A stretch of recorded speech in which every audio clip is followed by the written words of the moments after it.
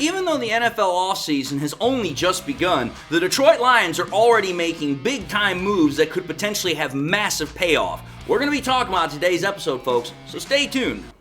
We used to be a team no one respected. We used to be a team no one feared. That was then. This is now. First victory of the year on the line. Goff's got it. Back, looks, throws, end zone. Yes! Caught! You know who we are. 10-5, end zone, touchdown Detroit Lions! And you know where to find us. We won't be far. We'll be on your front porch waiting for you. We are the New Era Lions. And we are driven by Detroit. Hello everyone, and welcome back to yet another episode of MCM Motor City Mania. I'm your host David T. Pike, and as always, we're diving in. But before we dive on in again, I just want to give a big shout out and a big thank you to all my loyal fans and subscribers that are coming back to the show. It means the world to me that you guys keep on coming back and devoting more time to everything. Absolutely thankful for each and every one of y'all. And to those that tune into my show for the very first time, again, thank y'all for tuning in as well and devoting some of your time. I hope you enjoy the content, but even more so, I hope to gain your subscription if I've earned and deserved it. And with that being said, to everybody, just want to say, God bless, hope you're having a great day, and let's dive into the content here. So, here's the thing, folks. Not really going to beat around the bush on this one, because again, most people already know exactly where this content is going towards. They already know kind of where this whole thing is predicated towards. The Lions are already making moves, and the NFL offseason has not even really begun, but the Lions are making moves, and this is a move that, in my honest opinion, has massive potential. It's a very, very interesting move because the Lions are doing things that really, in my opinion, are setting themselves up again for success in the 2024 season, and like I said, the offseason has barely begun. Now, what am I referring to here? This is what I'm referring to. Again, didn't want to beat around the bush too much here. Yesterday, the report came out that the Lions were signing defensive end or edge rusher from the Canadian Football League, Matthew Betts. Now, what is so important about this signing? Well, we have to understand who this guy is. We have to understand what this guy brings to the table. This is a guy that has prior NFL experience, but it's what he's done specifically in the Canadian Football League that has everybody talking. It's what has everybody's mouth kind of watering. So, what exactly has this guy done? Well, to kind of understand the story, he got into the NFL, played a little bit with the Chicago Bears, really didn't actually get on the field per se. He was kind of more like a practice squad player.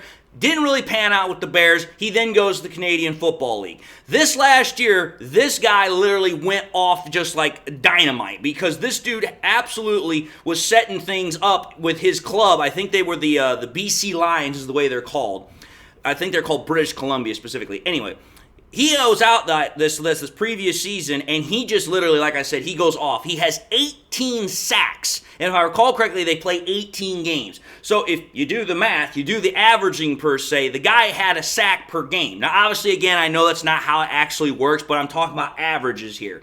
The whole point of the matter is, when you get into double-digit sacks, you're going to get someone's attention. When you get past 15 sacks, you're definitely going to get someone's attention. And when you're averaging almost a sack per game, you are going to get a lot of people's attention. So this guy literally this previous season, 2023, with the BC Lions in CFL, he is going out there and he is just an absolute terror for his ball club towards opposite quarterbacks. So that right there already perks up my ears. That right there is something that's got me interested. But this guy also, if I recall correctly, I'm trying to remember the award, but I think he won the most valuable or the most improved or the best defensive player in the CFL, if I recall correctly. So not only was this guy making sacks like on the regular, but this dude also won the CFL's award for best defensive player of the year. So number one, he was recognized throughout the entirety of the Canadian Football League as the best defensive player in their league. Plus, on top of that, the guy was an absolute sack monster. He's a sack terror.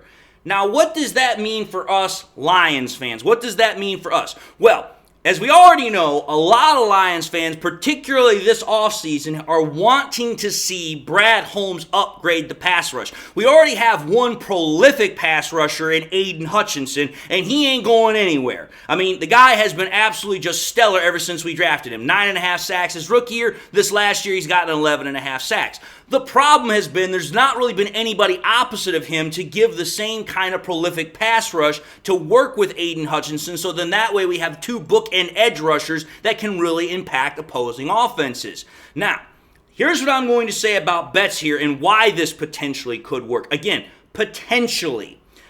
Let's just understand something here. Betts is a long way from making a roster. It's not like he's getting a massive contract. It's not like the Lions are putting in a massive financial investment into him. They're pretty much looking at him and like, okay, we saw what you did in the Canadian Football League. We are interested. We are intrigued. We are going to give you a shot to make this roster. We're going to give you a shot to actually prove to us that you can play in the NFL here. Now, I know this for a fact, because I saw this on Twitter, I saw this on Facebook, I saw this from some people. There is concern based upon this guy's size because he's only listed, if I recall correctly, about 250, 260 pounds. He's about 6'3". Some people have said that might be a little too small to play as an edge rusher in the NFL.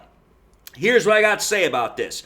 If you take a look, size is not necessarily a huge predicator when it comes to an edge rusher per se, because there have been guys that are in that size wheel, and that kind of sounds a little bit weird, but that size range, that's a little bit better. Size range that have actually done pretty well in the NFL. Such guys that I can think of are D. Ford, Yannick Ngakoue is another one, Melvin Ingram is another. Those are all guys that are kind of in that 6'2", 6'3", 250, 260 range, and they have all done relatively well in the NFL. So just because this guy's only 6'3", 250, 260 pounds, that right there is not an instant disqualifier in my opinion. I'm just putting that out there because I have seen that on social media. However, though, I will say this. The one thing that instantly was kind of going through my brain is like, okay, here, what is the success transition rate for a guy that is coming from the CFL as an edge rusher to the NFL? Because we've definitely heard of guys that have come from the CFL that are quarterbacks that have had success in the NFL, such guys like Jeff Garcia, Warren Moon, Doug Flutie, Joe Theismann. These are guys that played in the CFL, they got their shot in the NFL, and they absolutely just tore it up. But I haven't really heard of a whole lot of edge rushers per se doing that. But, however, there is one that stands right out. And again, to kind of do the size comparison, he's right there in that 6'3", 250, 260 range. And that is Cameron Wake. Also sometimes known as Derek Wake, but Cameron Wake is what he primarily goes by, or did primarily go by when he was playing in the NFL. My whole point is this. Take a look at Cameron Wake, and you take a look at his stats when he did come into the NFL. Let's understand something here. When is Betts coming in the NFL? He's like 27, 28 years old, so he's a little bit on the old side for a player that's getting like his real first shot in the NFL. I understand what I said earlier. He used to play for the Bears, kind of as a practice squad player. But this is going to be really his first actual shot to try and actually make a roster, actually try and play in the NFL. 27, 28 years old. That's a long time to wait to potentially make it into the NFL. But take a look at Cameron Wake when he got into the NFL. He was 27, 28 years old when he got his first shot with the freaking Miami Dolphins. But take a look at Wake's numbers. He had a 10-year career where I think he played primarily with the Dolphins. I think he also played with the Titans. And you take a look at his 10-year career, he almost finished with 100 total sacks for a guy that literally got in when he was 27, 28 years old and retired when he was 37, 38 years old. And you take a look at some of those seasons, he's putting up double-digit sacks in quite a lot of them. I think he had some that had 14 and a half sacks, 15 sacks, 11 sacks, 10 sacks. This was a guy that, even though coming from the CFL, a league that is, in some people's opinion, considered inferior to the NFL, but yet the NFL does have a pretty good idea of understanding what is good talent from them and poaches it from them. Point of the matter is, the guy comes from the CFL, Cameron Wake, and he goes into the NFL with the Miami Dolphins, and he has a pretty damn good career as an edge rusher. Now, understand what I'm saying here.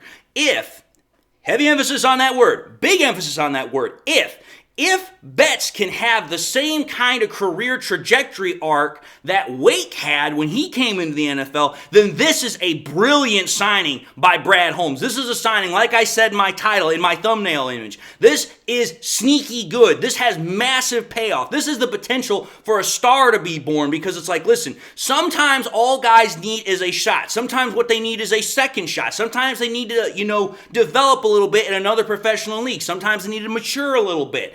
That's what I think is happening with Matthew Betts here. I'm thinking that Betts needed a little bit of time, a little bit of development in a different league. He showed what he could do. The Lions are now calling and they're saying, hey, we want to give you a shot to potentially prove to us that you can make this roster. And that is exactly what Brad Holmes and Dan Campbell are doing. They're like, listen, we like what we saw in this guy. We're going to give him a contract. We're going to bring him on. We're not going to have too much of an investment in him, but we want to see what the guy has to offer because if he can potentially be that kind of opposite edge rusher of Aiden Hutchinson, and you're not spending a crap ton of money, like I know some people are talking about, because again, I do pay attention to the news. There are a lot of people that are saying, oh, let's go out and sign Hunter. Let's go out and sign Josh Allen. Let's go out and sign Brian Burns.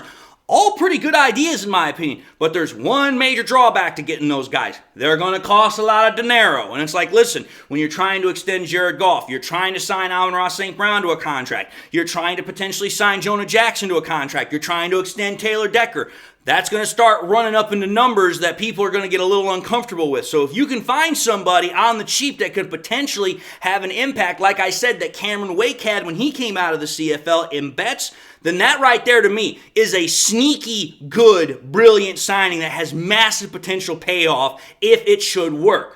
So that's the whole point of this episode. That is specifically what I'm talking about in this episode. So to me, this is once again Brad Holmes. Let him cook. He's doing exactly what he's supposed to be doing, and he's finding guys that could potentially really help out this ball club without really, hurting the team financially. So that way we can look and put those resources elsewhere to those guys that I just mentioned. Goff, Jonah Jackson, Taylor Decker, Amon-Ra St. Brown, so on and so forth.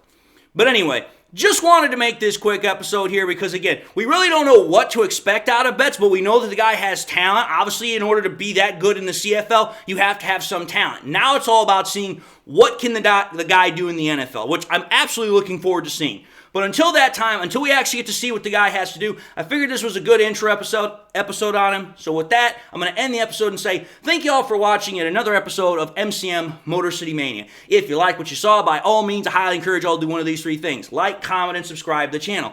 If by chance you subscribed in the past and forgot to do so at the time, or you just subscribed and now had a chance to do so, again, want to highly encourage you all to subscribe. It really helps me out. But I also want to encourage you all, please, to after you subscribe, make sure you hit that bell notification icon as well, so that way you never miss any more content that I push out. I also want to encourage you all to help in that endeavor by sharing this content with your Lions friends and family members. Share it here on YouTube, share it on Twitter, share it on Facebook, share it anywhere and everywhere you can with everybody and anybody that you can. The more we share it, the better the channel does, the better the channel spreads, and I'm ever so thankful for every share as well for every subscription that I can get my hands on. And with that being said, I just want to say to everybody, again, thank you all for your devotion to the channel. Thank you all for watching the content. Hopefully you enjoyed it. If I gained and earned your subscription, welcome to the MCM family. Really means the world to me. If I still haven't earned it yet, hopefully you'll come on back and I'll get another shot to do so. But until that time, just want to say to everybody, God bless.